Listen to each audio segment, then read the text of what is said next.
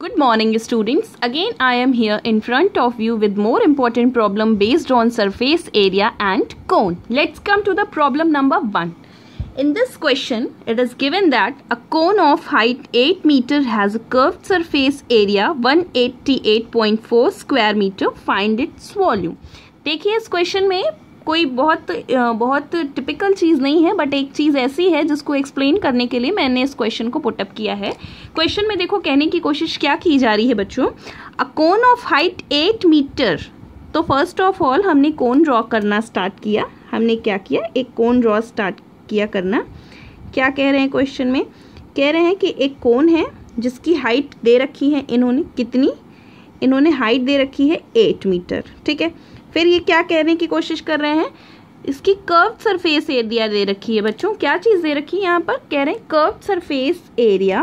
Curve surface area कितनी दे रखी है, 188.4 मीटर स्क्वायर.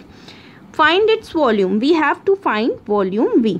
ठीक, ये चीज़ दे रखी है. अब बात करते हैं वॉल्यूम की. तो वॉल्यूम अगर हमें फाइंड आउट करना होता है तो कहीं ना कहीं हमें 1/3 pi r square, 1/3 pi r square h चाहिए होता है. 1/3 है हमारे पास, पाई है, लेकिन हमारे पास एक चीज़ नहीं है इस क्वेश्चन में. वो है क्या चीज़, radius of the base. Base की रेडियस के लिए ही हमें इस क्वेश्चन में जो वर्क करना है वही इंपॉर्टेंट है, और बाकी हाइट यहाँ पर दे रखी है. ठीक, तो अब हम स्टार्ट करते हैं वर्क करना. फर्स्ट थिंग जो गिवन है यहाँ पर वो है that is curve surface area.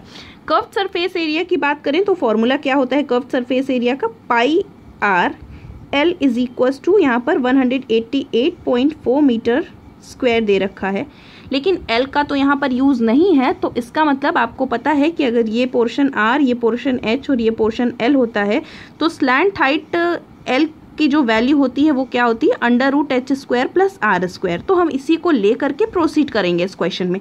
तो बेसिकली अगर यहाँ से आप देखने की कोशिश करिए तो यहाँ पर क्वेश्चन में दे रखा है कि पाई की वैल्यू को हमें 3.14 कंसीडर करते हुए आगे प्रोसीड करना है.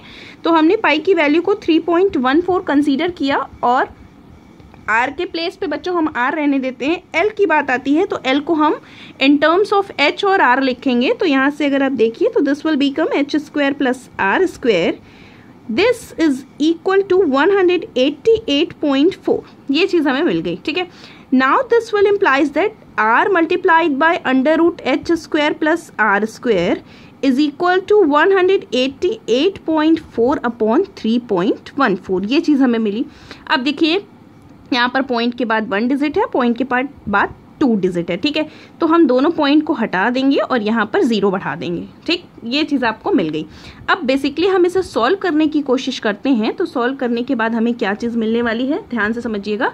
314 अगर हम देखें तो 314 ये 6 जा आई थिंक, तो 314 6 जा हमें मिलता है 1884, और ये हो गया 0.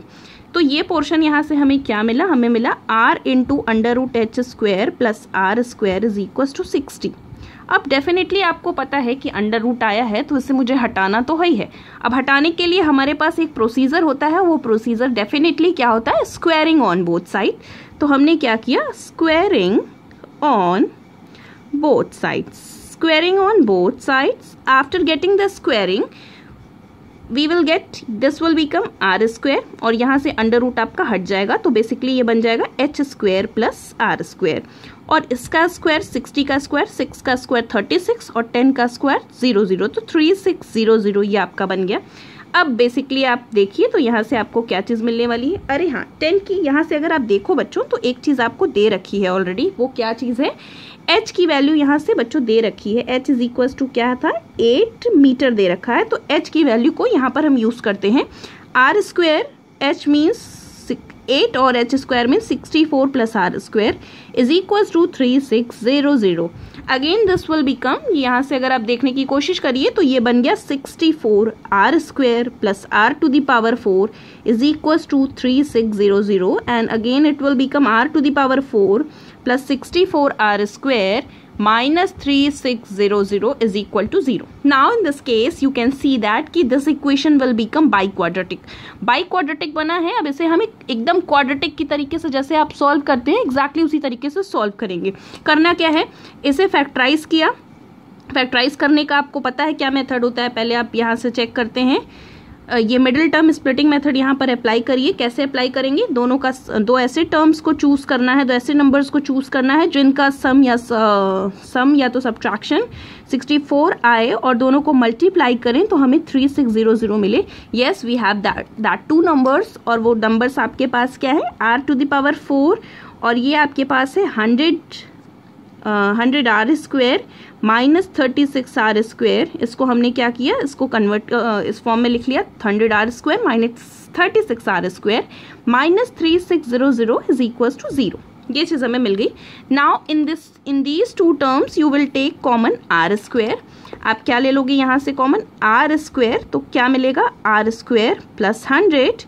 And in the next case you will take minus 36, then again you will then it will become r² plus 36 common था तो ये बन गया 100 is equals to 0. So finally अब आप देखिए तो r² minus 36 और r² plus 100 is equals to 0. ये पूरी जो इक्वेशन थी इस तरीके से फैक्टराइज हो गई.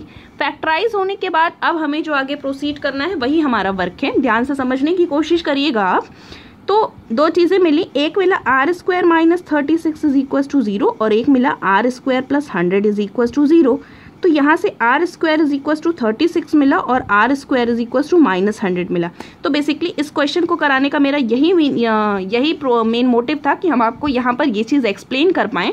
इस पोर्शन को हम क्या करने वाले हैं, इग्नोर और नेग्लेक्ट करने वाले हैं. बिकॉज ऑफ कि अगर किसी भी नंबर का स्क्वायर नेगेटिव क्वांटिटी है तो that number will be imaginary number. और डेफिनेटली अभी हमने आपको इमेजिनरी नंबर का कोई भी केस ऐसा नहीं पढ़ाया है. In the higher classes you will study about the imaginary number. That's why here we will ignore it. ये हम इसे यहाँ पर इग्नोर करने वाले हैं. रेडियस जो है एक इमेजिनरी क्वांटिटी नहीं हो सकती. तो फिर बात करते हैं, हम यहाँ पे आते हैं r² इज इक्वल टू 36. तो यहाँ से हमें r is equal to plus minus 6 मिल गया. Negative quantity will be ignored. तो r इज इक्वल टू यहाँ से हमें क्या मिल गया, r is equal to 6 metre मिल गया. अब हम फाइनली इजिली फाइंड आउट कर सकते हैं value of volume. So v is equal to 1/3 pi r²h. अब आपके पास r भी है, आपके पास h भी है, आपके पास पाई भी है, और इसकी वैल्यू फाइंड आउट करके आप मुझे क्लासरूम में बताने वाले हैं. ठीक है. Now let's come to the another problem. Next problem पे आते हैं. नेक्स्ट प्रॉब्लम देखिए क्या कहने की कोशिश कर रहे हैं ये. A cylindrical bucket 32 centimetre high and 18 centimetre of radius of the base is filled with sand. तो सबसे पहला काम इन्होंने क्या कहा, कह रहे हैं कि सिलेंड्रिकल बकेट था. ठीक है, सिलेंड्रिकल बकेट यहाँ पर दे रखा है इन्होंने. तो आप फटाफट डायग्राम बनाना स्टार्ट कर दिया करिए. ये रहा आपका सिलेंड्रिकल बकेट. सपोज करिए कि ये हो गया सिलेंड्रिकल बकेट. कह रहे हैं कि इसको इन्होंने किस चीज़ से फिल किया, इसको इन्होंने सैंड से पूरा फिल कर रखा है इस तरीके से. क्या कह रहे हैं, 32 मीटर हाइट. कितनी हाइट है, हाइट यहाँ पर दे रखी है इसकी 32 मीटर हाई. ठीक है. And 18 centimetre of radius. और क्या दे रखा है, रेडियस कितनी दे रखी है बच्चों, 18 सेंटीमीटर. तो ये आपका क्या बन गया, 18 सेंटीमीटर. कह रहे हैं कि इसको हमने पूरी तरीके से सैंड से फिल किया. ठीक. This bucket is emptied on the ground. इस बकेट में जितना भी सैंड था हमने उसको ग्राउंड पे पूरी तरीके से फ्लोर पे ग्राउंड पे गिरा दिया. कह रहे हैं गिराने के बाद इसको क्या किया गया, कॉनिकल हीप बनाया गया. कॉनिकल हीप हमने यहाँ पर बनाया. तो सपोज करिए कुछ इस टाइप का कॉनिकल हीप बन गया होगा, कुछ इस तरीके से. ठीक है, ये बन गया आपका कॉनिकल हीप. ठीक. फिर क्या कह रहे हैं, conical heap of sand is form. Sand की कॉनिकल हीप हमने बनाई. फिर कहते हैं if the height of the conical heap is 24 metre. ये जो कॉनिकल हीप मिला इसकी हाइट 24 मीटर दे रखी है. तो कह रहे हैं कि जो कॉनिकल हीप मिला इसका हमें फाइंड आउट करना है. व्हाट, हमें फाइंड आउट करना है इसका रेडियस और इसकी स्लैंट हाइट. ये चीज हम लोगों को फाइंड आउट करनी है. तो क्वेश्चन इज वेरी इजी. बस एक ही कॉन्सेप्ट यहाँ पर यूज होगा. That concept will be the volume should be equal. Volume of sand should be equal. तो बस उसी कॉन्सेप्ट को यूज करते हुए हम आगे प्रोसीड करेंगे. तो बेसिकली अगर आप यहाँ से देखिए तो हमने जो कॉन्सेप्ट यूज़ किया वो कॉन्सेप्ट क्या था कि जितना वॉल्यूम, जितना सैंड यहाँ पे सिलेंड्रिकल बकेट में होगा उतना ही सैंड यहाँ पर हम ग्राउंड पे भी गिराने वाले हैं। तो हमने क्या कहा कि वॉल्यूम ऑफ सपोज कर लीजिए कि इसके जो है रेडियस को हम स्मॉल आर से और हाइट को h से, इसके रेडियस को कैपिटल R से और इसकी हाइट को कैपिटल S से रिप्रेजेंट करते हैं। तो volume of sand in the cylindrical bucket is equal to volume of sand in a conical heap. अब इसको हम प्रोसीड करते हुए आगे बढ़ते हैं। तो सिलेंड्रिकल बकेट की बात करें तो फॉर्मूला क्या होता है सिलेंडर का, वॉल्यूम का, πr²h। Volume of sand in the conical heap की अगर हम बात करते हैं तो फॉर्मूला 1/3 πr²h। ठीक, अब देखिए ये पोर्शन आपका कैंसिल आउट हो गया बच्चों। फिर इसके अकॉर्डिंग ये देखिए यहाँ पर आइए, r means radius means 18 × 18। h की बात करें that will become 32 is equal to, यहाँ से 1/3 मिला। कैपिटल R की बात करते हैं तो capital R he I think हम लोगों को फाइंड आउट करना है। तो this will become capital R multiplied by h means 24। ये दे रखी हैं चीज़ें। अब यहाँ से हम सॉल्व करने की कोशिश करते हैं। तो देखिए क्या क्या चीज़ें हमें मिलने वाली हैं। तो हमने सॉल्व करना स्टार्ट किया। 4 6 24 और ये 4 8 32 बेसिकली बन गया। और इसके बाद अगर हम नेक्स्ट देखते हैं तो हमें क्या मिलेगा, 6 1 6 6 3 18। तो finally this will implies that r² is equals to 3 × 3 × 18 × 8। ठीक है, ये चीज़ हमें मिल गई। अब देखो मल्टीप्लाई करने से अच्छा है कि हम फैक्टराइज कर लें। तो फैक्टराइजेशन का अगर प्रोसीजर देखिए तो हमें क्या मिला, 3 × 3। 18 को हम लिख सकते हैं 2 3 6 6 3 18 और 8 को 2 × 2 × 2 प्राइम फैक्टराइजेशन हमने इसका किया। और यहाँ से अगर हम r इज इक्वल टू देखें तो बच्चों क्या मिल जाएगा, 3। ठीक है, 3 2 2। तो ये हमें 3 3 9 9 2 18 18 2 36। तो हमें कैपिटल R मीन्स हीप की जो रेडियस है वो कितनी मिल गई, 36 सेंटीमीटर। और डेफिनेटली अब हम लोगों को जो फाइंड आउट करना है दैट इज स्लैंट हाइट। तो स्लैंट हाइट का फॉर्मूला हो जाता है h² + r²। आपके पास h है, h आपके पास क्या है 24 का स्क्वायर और r 36 का स्क्वायर। और इसका आंसर आप फाइंड आउट करेंगे और फाइंड आउट करके मुझे क्लासरूम में आप इसका आंसर बताने वाले हैं। ठीक है, now let's come to the another problem. Next problem is an iron pillar consists of a cylindrical portion 2.8 meter high and 20 centimeter in diameter and a cone 42 centimeter high is surmounted on it। तो first of all question में देखिए क्या दे रखा है। इन्होंने क्या कहा कि आयरन पिलर है, तो हमने इसको आयरन पिलर कंसीडर कर लिया कि ये है आपका आयरन पिलर। ठीक है, iron pillar consist of cylindrical portion, ये सिलेंड्रिकल शेप का है। फिर क्या कह रहे हैं, 2.8 मीटर हाइट दे रखी है। कितनी दे रखी है हाइट बेटा, हाइट यहाँ पर दे रखी है इसकी 2.8 मीटर। तो हमने कह दिया कि ये पूरा जो पोर्शन है इसकी जो हाइट है 2.8 मीटर है। फिर क्या कह रहे हैं, 20 सेंटीमीटर इन डायमीटर। डायमीटर जो पूरा दे रखा है वो कितना है, 20 सेंटीमीटर है। तो रेडियस की अगर हम बात करें तो रेडियस कितनी हो जाएगी, रेडियस हो जाएगी 10 सेंटीमीटर। ठीक है, तो ये हो गई रेडियस। क्या कह रहे हैं, and cone is 42 centimetre high is surmounted on it. हमने क्या किया कि इसके ऊपर एक कोन ड्रॉ कर दिया जैसा कि क्वेश्चन में कहा गया था।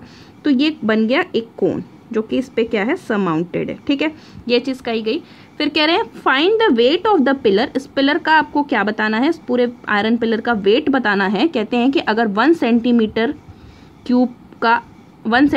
क्यूब का आयरन जो है उसका जो है वेट कितना है, 7.5 ग्राम है। तो हमको इस पूरे पिलर का क्या बताना है, हमको इस पूरे पिलर का वेट बताना है। तो डेफिनेटली अगर आप देखिए तो इस क्वेश्चन में जो क्लू दे रखा है वो क्लू किस पे बेस्ड है, डेफिनेटली क्यूब दे रखा है, मीन्स वॉल्यूम पे बेस्ड है। वॉल्यूम पे बेस्ड है तो इसका मतलब हमको इस पूरे आयरन पिलर का क्या बनाना है, हमें इस पूरे आयरन पिलर का वॉल्यूम फाइंड आउट करना है। तो ईजी है। अगर आप देखिए तो हमने क्या कहा, अगर आप देखिए तो volume of the pillar is equals to, अगर हमने सपोज करिए कि इसको बोल दिया, इसका बोल दिया, इसको कह दिया स्मॉल आर, इससे कह दिया स्मॉल एच, इसको कह दिया कैपिटल एच, पूरे इसको कह दिया कैपिटल एच, इसकी हाइट को, और इसके रेडियस को कैपिटल आर। तो देखिए volume of the pillar is equals to क्या हो जाएगा, volume of the cylindrical part plus volume of conical part.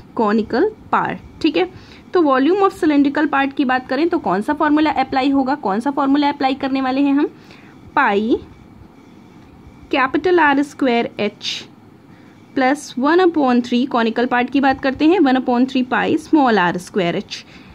अब यहाँ से क्या चीज़ कॉमन लेने वाले हैं हम, अब पहले ध्यान से सुनिए, कैपिटल आर और स्मॉल आर दोनों की वैल्यू यहाँ पर क्या होने वाली है, दोनों की वैल्यू सेम होने वाली है। तो ये यहाँ पे स्मॉल आर और कैपिटल आर दोनों की वैल्यू कितनी हो जाएगी, 10 सेंटीमीटर। ठीक है, क्योंकि सेम बेस पे बनता है ना, अगर यहाँ पर हमने इसको कॉनिकल पोर्शन को रखा है तो ये सिलेंड्रिकल पोर्शन के बेस पे ही रखा गया है, तो मीन्स दोनों की बेसिस क्या है, सेम है।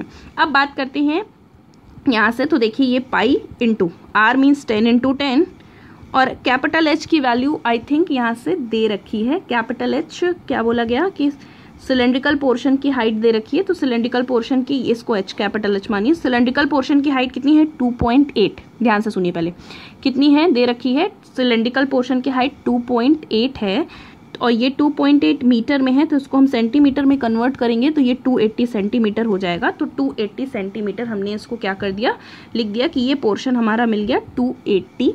अब प्लस 1/3 पाई, ठीक है, और यहाँ पर अगर हम देखें तो इसको कोन की हाइट भी दे रखी है, कितनी दे रखी है 42 सेंटीमीटर, तो 1/3 पाई 10 × 10 और ये मल्टीप्लाइड बाय 42, ये मिल गया हमें। अब देखिए कौन सी चीज़ कॉमन लेंगे यहाँ से, पाई 10 × 10 मीन्स 100 पाई यहाँ से कॉमन मिल गया, और यहाँ से कॉमन लेने के बाद जो पोर्शन बचा दैट इज 280, और यहाँ से बचा प्लस 3 × 3, ये मिल गया आपको 14 plus 14। After solving it we will get 100 pi multiplied by, अगर यहाँ से हम देखें तो क्या मिल गया हमें, इन दोनों को सॉल्व करने के बाद 294। So this will implies that 100 × 22/7 multiplied by 294, 7 × 1 = 7, यहाँ से 7 × 4 = 28, ये 42 हो गया, और हमने इसको बेटा सॉल्व किया तो after solving it we will get 92400 centimetre cube, इतनी क्वांटिटी हम लोगों को मिलने वाली है। ठीक, अब इस पूरे कॉनिकल पूरे टेंट का हमको क्या मिल गया, वॉल्यूम मिल गया कि इतना जो है स्टील यूज हुआ है या इतना आयरन यूज हुआ है। ठीक है, इतना आयरन यूज हुआ है। अब क्या चीज कह रहे हैं, अब कह रहे हैं कि 1 सेंटीमीटर क्यूब आयरन का जो वेट होता है वो 7.5 ग्राम है, तो कितने सेंटीमीटर क्यूब का चाहिए, देयरफॉर 92400 सेंटीमीटर क्यूब का जो वेट होगा वो 7.5 मल्टीप्लाइड बाय 92400 मिलेगा, और after multiplying it we will get 693,000 gram हमें मिलेगा सॉल्व करने के बाद, ये भी ग्राम में रहा, और 693,000 ग्राम का मतलब क्या हो गया कि 693 kg। तो ये हमें मिल गया कि पूरे आयरन का वेट हमें को मिल गया 693 kg। Now let's come to the another problem which is very important for you. ठीक है, अब नेक्स्ट प्रॉब्लम की बात करते हैं। देखिए क्या कह रहे हैं, the height of a cone is 30 centimetre. तो ध्यान से समझने की कोशिश करिएगा, this question is very important for you. तो सबसे पहला काम हमने यहाँ से क्या किया, एक कोन ड्रॉ किया। ठीक, ध्यान से समझिएगा, ये कोन ड्रॉ किया, ये कह दिया हमने कि एक कोन है। ठीक, the height of a cone is 30 centimetre. ये जो कोन है इसकी हाइट दे रखी है पूरी कितनी बेटा, पूरी हाइट दे रखी है 30 सेंटीमीटर। फिर क्या कह रहे हैं, a small cone is cut off at the top by a plane. तो सपोज करिए कि अगर आपके पास ये पूरा फुल कोन दे रखा है तो एक स्मॉल कोन आता है इस तरीके से और इसके टॉप पोर्शन को ऐसे कट करता है। ठीक, लाइक हमने सपोज करिए कि एक ब्लेड ले लिया सपोज करिए कि आपने एक ब्लेड लिया और उससे क्या किया, उससे उस पोर्शन से आपने क्या करना, देखो सपोज करो कि एक प्लेन आया और उस प्लेन ने क्या किया, इसको यहाँ से कट कर दिया, ऊपर वाले पोर्शन को यहाँ से सपोज करिए इसको क्या कर दिया, कट कर दिया इस तरीके से। ठीक, अब जब इस तरीके से कट किया बेटा, तो कट करने के बाद आपको जो एक पोर्शन अपर पोर्शन मिलेगा, वो पोर्शन भी क्या मिलेगा, कोन ही मिलने वाला है। और साथ में ये कहते हैं कि इस तरीके से कट करता है कि जो प्लेन होता है वो बेस के क्या होता है, पैरेलल होता है। मतलब ये पोर्शन और ये पोर्शन मतलब पैरेलली कट हुआ है। ठीक, तो ये पोर्शन और ये पोर्शन आपका क्या हो गया, पैरेलल हो गया। तो डेफिनेटली ये 90 डिग्री था, तो ये पोर्शन भी आपका 90 डिग्री बन जाएगा। ठीक है, क्योंकि पैरेलली कट किया, ये पैरेलल था, ये दोनों लाइंस मतलब इसका बेस और इसका बेस क्या होगा, पैरेलल होगा। ठीक है, अब क्या कह रहे हैं क्वेश्चन में सुनिए, कहते हैं if its volume be 1/27 of the volume of the given cone. ठीक है, कह रहे हैं ये जो छोटा वाला आपको कोन मिल रहा है कटिंग के बाद, ये ओरिजिनल कोन के मतलब वो जो बिगर वाला कोन है उसका क्या है, उसके वॉल्यूम का 1/27 पार्ट है। तो कह रहे हैं at what height above the base. ठीक, मीन्स कह रहे हैं कि बेस से कितनी हाइट पे इस सेक्शन की कटिंग हुई है, ये चीज हमसे पूछी जा रही है। ठीक, समझ गए, मतलब ये बेस है, इससे कितनी हाइट पे इस सेक्शन की क्या हुई है, कटिंग हुई है। तो इस क्वेश्चन को सॉल्व करने के लिए बेसिकली देखिए हमारे पास कोई ऑप्शन नहीं हमें दिखाई दिया except the concept of similarity which will be studied in the class 10th। तो मैं आपको थोड़ा सा उसके बारे में बता देती हूँ और उसको फिर हम कंटिन्यू करेंगे क्वेश्चन में। ध्यान से समझिएगा क्या चीज़ कहते हैं। तो क्लास 10th की सिमिलैरिटी का कॉन्सेप्ट हम लोगों को यूज़ करना है। ठीक है, तो सबसे पहला काम हमने इसकी नेमिंग करना स्टार्ट की। ये हो गया पॉइंट ए, इसको हमने कहा बी, इसे हमने कहा सी, इसे हमने कहा बच्चों डी, और इसे हमने कहा, इसको हमने कह दिया, क्या कह दिया, इसे हमने कह दिया ई। तो ये पोर्शन हमें मिल गया। अब ध्यान से समझने की कोशिश आप ये करिएगा, देखिए क्या क्या चीज़ें हैं। जो बिगर वाला कोन है, ठीक है सुनिए, बिगर कोन जो आपके पास है, ठीक, उसकी हाइट को कैपिटल एच दे रखी है कितनी, 30 सेंटीमीटर, और उसकी रेडियस को हमने कैपिटल आर सेंटीमीटर एज्यूम कर लिया। ठीक, एज्यूम कर लीजिएगा कि let this and this be this. अब बात करते हैं स्मॉलर कोन की। स्मॉलर कोन के केस में हाइट को हमने स्मॉल एच सेंटीमीटर एज्यूम कर लिया और रेडियस को स्मॉल आर सेंटीमीटर एज्यूम कर लिया। ठीक है, अब देखो ध्यान से समझो, सिमिलैरिटी का कॉन्सेप्ट है ट्राइंगल। आइए ट्राइंगल में, in triangle A E B, देखिए सिमिलैरिटी बिल्कुल कॉन्ग्रुएंसी जैसी होती है, तो थोड़ा सा अगर आप समझने की कोशिश करेंगे तो डेफिनेटली समझ जाएंगे। Triangle A E B and triangle A D C and triangle A D C, देखो होता क्या है। वैसे तो बहुत सारी क्राइटेरियाज हैं सिमिलैरिटी को प्रूव करने के लिए, यहाँ पर जो क्राइटेरिया फुलफिल करेगी वो ए क्राइटेरिया होगी।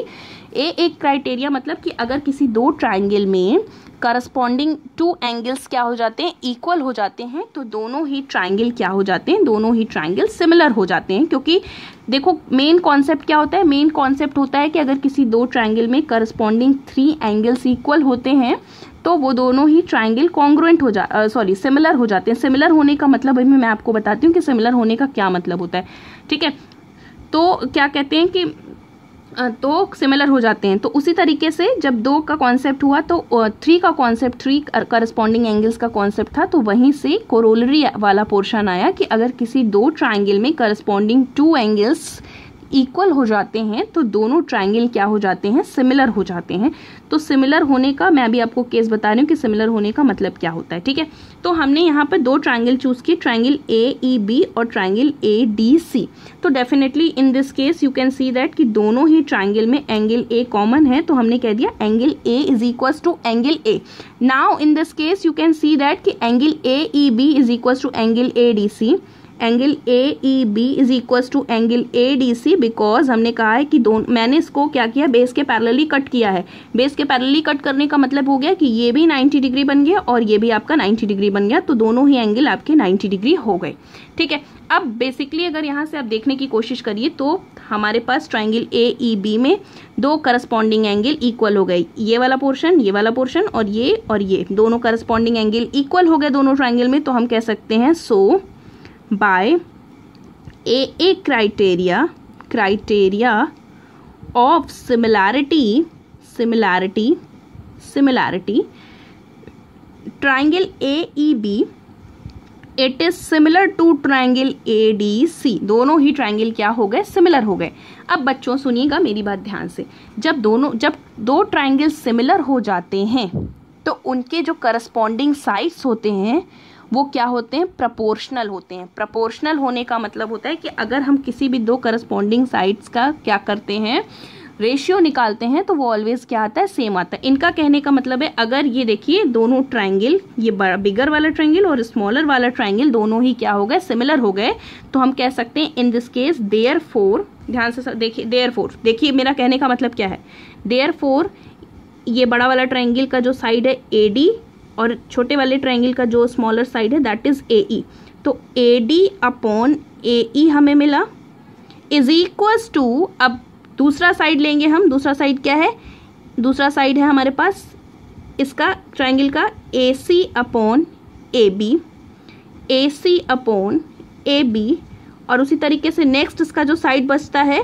क्या हो जाता है, BE upon DC upon BE, DC upon BE। तो इस तरीके से ये होता है प्रोपोर्शनैलिटी का कॉन्सेप्ट, मतलब कि अगर दो ट्राइंगल सिमिलर हो गए तो सिमिलर होने का मतलब ये है कि उनके जो साइड्स का रेशियो होगा वो क्या होगा, प्रोपोर्शनल होगा। तो मतलब ये जो है तीनों चीज़ें क्या हो जाती, इक्वल हो जाती हैं। अब ध्यान से समझिएगा, हमें इस क्वेश्चन में जो यूजफुल चीज़ है वो यूजफुल चीज़ केवल हाइट और रेडियस से है, ठीक है। तो हाइट और रेडियस का वर्क करना है तो डेफिनेटली यहाँ पर AC और AB वाला जो पोर्शन है हम उसे इग्नोर करते हुए आगे बढ़ जाएंगे। तो इस पोर्शन को हमने इग्नोर कर दिया और हमने कह दिया कि therefore AD upon AE is equals to DC upon BE। इसको कंटिन्यू करेंगे इस पोर्शन को इग्नोर करते हुए, फिर हम आगे प्रोसीड करेंगे बच्चों। तो प्रोसीड करने पे अगर आप देखिए तो आपको क्या चीज़ यहाँ से मिलने वाली है, देखिएगा, ठीक।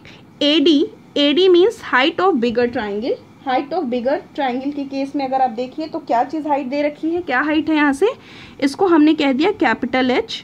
AE की बात करते हैं तो इसको हमने नेम दे रखा है small h, is equals to DC की अगर हम बच्चों बात करते हैं तो DC क्या है, कैपिटल R है, और अगर BE की बात करते हैं तो इसको हमने स्मॉल r दे रखा है। This will implies that capital H की वैल्यू 30 दे रखी है, स्मॉल h की वैल्यू कुछ नहीं दे रखी, हमें फाइंड आउट करनी है, और ये capital R upon small r कुछ भी दे नहीं रखा। अब हमको इसी के बेसिस पे क्या करना है, अब इस क्वेश्चन को सॉल्व करना है। हमने प्रॉपर टूल प्रिपेयर कर लिया है, इसके अकॉर्डिंग हम आगे प्रोसीड करने वाले हैं, ठीक है। अब देखो क्या करना है, क्वेश्चन में दे रखा है जो बिगर ट्राइंगल है, बिगर कोन है, क्वेश्चन में दे रखा है जो हमें स्मॉलर कोन मिला कटिंग के बाद, वो कितना होता है, ओरिजिनल कोन का 1/27 उसका वॉल्यूम होता है। तो according to question volume of smaller cone is equals to 1/27 volume of original cone, ठीक है। ये चीज़ हमें मिली हुई है। अब वॉल्यूम ऑफ स्मॉलर कोन की बेटा अगर हम बात करें तो वॉल्यूम ऑफ स्मॉलर कोन के केस में अगर आप देखिए तो स्मॉलर कोन के केस में क्या फॉर्मूला हो गया, 1/3 pi times small r square h is equals to, ये बना 1/27 और इसका ओरिजिनल कोन का volume 1/3 pi times capital R square into h। ये चीज़ हमें मिल गई, ध्यान से देखिएगा, 1/3 पाई कैंसिल आउट हो गया। तो फाइनली हमको यहाँ से क्या चीज़ मिली, फाइनली अगर हम यहाँ से देखने की कोशिश करें तो हमें मिल गया, क्या चीज़ मिली, small r square h is equal to 1/27 multiplied by capital R square, और कैपिटल H की वैल्यू यहाँ पर बच्चों क्या दे रखी है, 30 दे रखी है, कैपिटल H की वैल्यू 30 दे रखी है। अब ध्यान से देखने की कोशिश करिए, यहाँ पर जो हमको टर्म्स में जो चीज़ दे रखी है वो किसके टर्म्स में है, capital R upon small r, ठीक। तो यहाँ से हम इसको क्या करने वाले हैं, capital R upon small r के टर्म्स में कन्वर्ट करेंगे। तो सारी चीज़ों को हम इधर लेकर के आएंगे तो क्या चीज़ बनने वाली है 27। यहाँ से अगर हम सारी चीज़ों को देखें तो हमें क्या चीज़ मिलेगी, देखिए ध्यान से समझने की कोशिश करिएगा। अगर हम यहाँ से क्या करते हैं, ये कैपिटल ये मिला आपको h इंटू 27, ठीक है, h इंटू 27 और अपॉन यहाँ से हमको मिला 30, ठीक, इज इक्वल्स टू यहाँ से हमें मिला ये कैपिटल आर स्क्वायर और इस स्मॉल आर स्क्वायर को हम यहाँ लाते हैं, ये मिल गया हमें स्मॉल आर स्क्वायर, ठीक है। अब देखिए आपको पता है एक चीज़, यहाँ से क्या चीज़ पता है बच्चों, आपको पता है कि capital R upon small R की वैल्यू 30 अपॉन एच दे रखी है, तो हमने इसको capital R upon small R का होल स्क्वायर किया। तो बेसिकली यहाँ से हमें क्या चीज़ मिल गई, हमें यहाँ से मिला h इंटू 27 अपॉन 30 ये मिला, और इज इक्वल टू यहाँ से हमें क्या मिल गया, capital R upon small R की वैल्यू क्या थी 30 अपॉन एच, तो उसके स्क्वायर की वैल्यू क्या हो जाएगी 30 इंटू 30 अपॉन एच, ये चीज़ हमें मिल गई, ठीक, ये चीज़ हमें मिल गई, ठीक है, एच स्क्वायर। अब यहाँ से हमको किसकी वैल्यू चाहिए, h की वैल्यू चाहिए, तो h को कलेक्ट करेंगे हम। बेसिकली h को कलेक्ट किया तो हमें मिला h cube is equal to 30 multiplied by 30 upon 27, ठीक है, ये हमें मिल गई h की वैल्यू। मैं यहाँ साइड में सॉल्व कर रही हूँ, तो h cube is equal to हमें मिला 30 into 30 upon 27 means h cube is equals to 30 into 30 upon 27 means 3 into 3, 3 1 जा 3, ये 10, 3 1 जा 3, 10, 3 1 जा 3, 10। फाइनली अगर आप देखिए h cube is equals to 10 into 10 तो means h is equals to 10 centimetre मिल गया, ये चीज़ हमें मिल गई, h is equals to 10 centimetre. अब क्वेश्चन में अगर आप देखिए तो क्या है क्वेश्चन में आपके पास है कि ये पूरा पोर्शन 30 था, ठीक है, समझिएगा ध्यान से, ये पूरा पोर्शन 30 मिला और ये पोर्शन हमें जो अभी मिला स्मॉल h की वैल्यू कितनी मिल गई 10 सेंटीमीटर मिल गई। तो अगर आप यहाँ से देखिए तो ये पोर्शन आपको कितना मिल जाएगा, ध्यान से देखिए, तो ये पोर्शन आपको कितना मिला बच्चों, ये पोर्शन आपको मिल जाएगा 20, 30 माइनस 10 तो 20 मिल गया। तो क्या बोला जा रहा है कि हाइट ऑफ द तो आपको मिलेगा हाइट